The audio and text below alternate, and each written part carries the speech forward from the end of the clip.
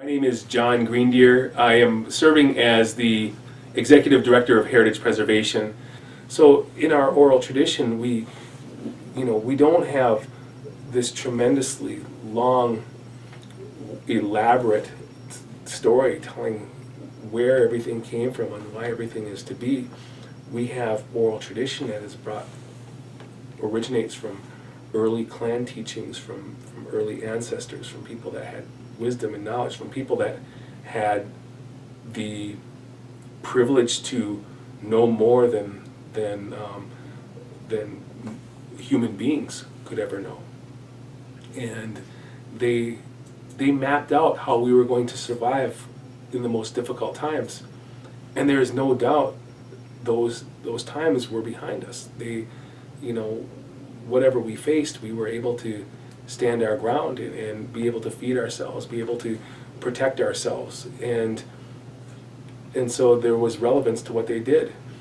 It came down to our original teachings that we have a fireplace, we have tobacco, we were given life.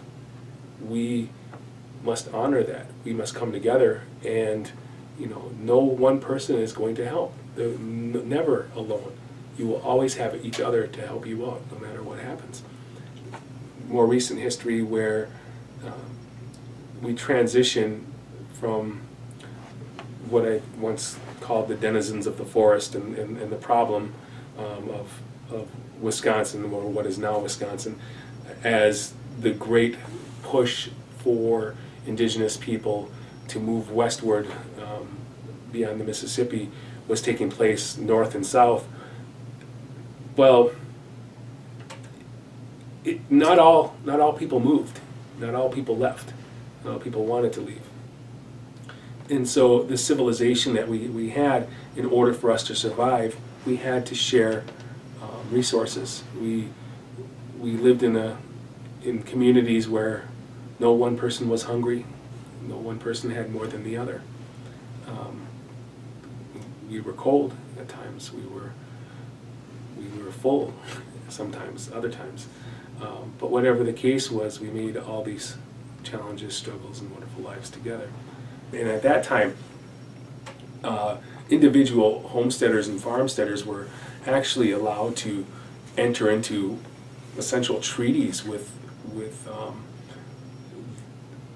tribal folks that they had encountered, and that may have had residence on property that they desired or staked. You have folks that have entered into these agreements, and those who have done so on behalf of tribes and villages and communities that they probably never even spoke to, looking at these things, ordained by whatever magistrates there as legal and binding transactions for giving up land. The Department of Army came out and they began basically regulating and actually marshaling in a plan to gather up the Ho-Chunk people and take them west of the Mississippi.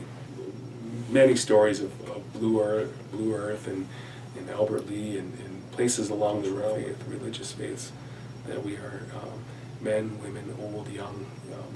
We are, experienced. We are educated. We are, very strong. And we are a nation of communities. We are a nation of individuals. We have a way of life. We have been able to adapt to Western culture and survive, and not only survive, but we've actually been able to succeed. And so anyone can come to work with the idea that the language is dying, that the culture is dying, that our veterans are dying, that we're not able to enroll our folks, and the emerald ash borer has killed all of our wonderful black ash trees, and it sure makes for a dull day when you look at what could be looked at as imminent destruction or evisceration of a culture. But Ho-Chunks never really looked like that. They never looked at the world like that. They always talked about whatever was difficult, no matter what, you could always take something good from there. You can always pick something up that's good from there. And that's what we work toward. That's what we need to be doing. You cannot walk through this building here without hearing the Ho-Chunk language. If you pay attention, someone will be speaking it somewhere. That's a good thing. And knowing that today our guests here are on Ho-Chunk land, state can't touch you here. This is you're on our land, and this is you know, these things mean a lot. These things strengthen not only our personal identities, but also give us ownership. Ownership that our ancestors came back to every single time that they were removed. This is what they did. This is why they did it. And so, come hell or high water, we know what they went through was more challenging than anything that lies ahead for us. And so with that, we'll take that to our next chapter, and we will not only survive, but we will succeed.